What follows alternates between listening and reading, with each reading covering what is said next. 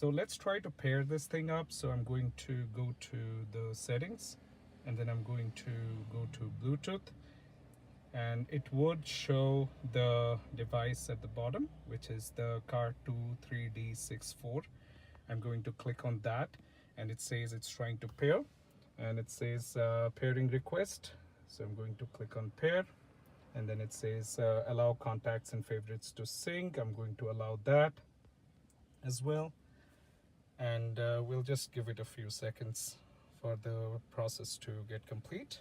So there we go.